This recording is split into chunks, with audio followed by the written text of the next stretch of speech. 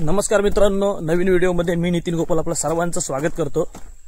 तर मित्रांनो, काही दिवसापूर्वी ना घराच्या भिंतीवरती एक 2-3 झाडं रुजली होती। त्यामध्ये एक पायरीचं झाड होतं आणि 2 झाडं पिंपळाची 2 झाडं होती।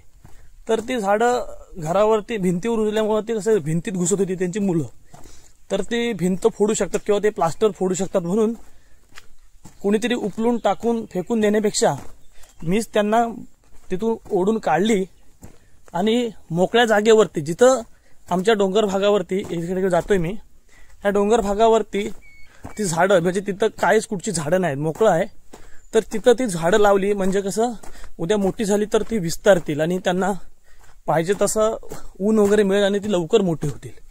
त्या हिशोबाने ती लावलेत। तर ती लावल्यानंतर परत गेलोय ना, आता त्यांची अवस्था काय आहे, कशी झालेत, म्हणजे त्यांनी पालं धरली असतील काय किंवा जगलेत की मेलेत ती जाऊन बघूया। वेळ मिळाला नव्हता, तर आता वेळ मिळाला तर जाऊन बघूया की नेमकं काय झालंय। चला तर मग डायरेक्ट लोकेशनला जाऊया आणि झाडं कोणत्या अवस्थेत आहेत ती पाहूया। मित्रांनो, लोकेशनला पोहोचलोय। हे बघा, हे एक झाड आहे, त्यांची पानं पडतात, म्हणजे नेमकी काय अवस्था आहे मला माहित नाही, पानं गळलेत झाडांची। हे एक झाड आहे, इथे लावलंय, पूर्ण ओपन स्पेस आहे। हे बघा, बघू शकता, इथे कुठलीही झाड नाही। जर हे झाड जगलं ना तर मोठा विस्तार करेल। हे एक झाड आहे, दुसरे हे एक झाड आहे, हे बघा, ह्याची सुद्धा पानं पडतात, म्हणजे परत फुटेल का? तर हा, नक्कीच।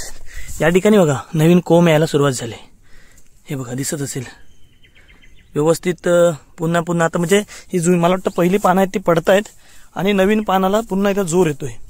आणखी एक दुसरं झाड आहे, त्याची पूर्णपणे पानं पडलेले आहेत, पण ठीक आहे, जगतील असं वाटतंय, बघूया। हा, अजून तर जिवंत आहे, काही प्रॉब्लेम नाही, कुठे फुटलेला दिसत नाही आहे, पण होऊन जाईल।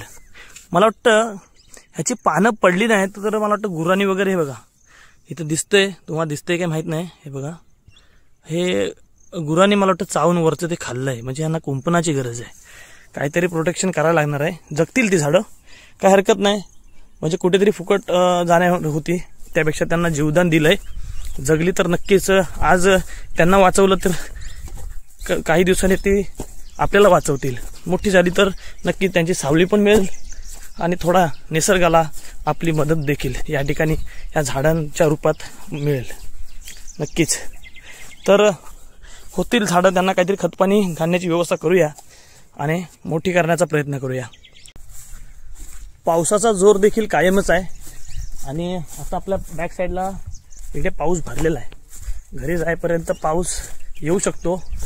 ठीक आहे, एवढी झाडं बघण्यासाठी आलो होतो, काही दिवसांनी त्यांना आपण खत वगैरे टाकून पूर्ण भरण्याची व्यवस्था करूया आणि गुरं खाणार नाहीत अशी काहीतरी व्यवस्था करूया आणि ही झाडं जगवण्याचा प्रयत्न नक्कीच करूया। तुम्ही सुद्धा काही गोष्टी, एखादं झाड ह्या पावसामध्ये लावा, एक झाड लावा, एक जगवा। मी 3 लावलेत, उपलून लावलेत, ठीक आहे, म्हणजे तिथं पण मरणार होती म्हणून इथं लावले, पण त्यांना जगवण्याचा प्रयत्न करतो।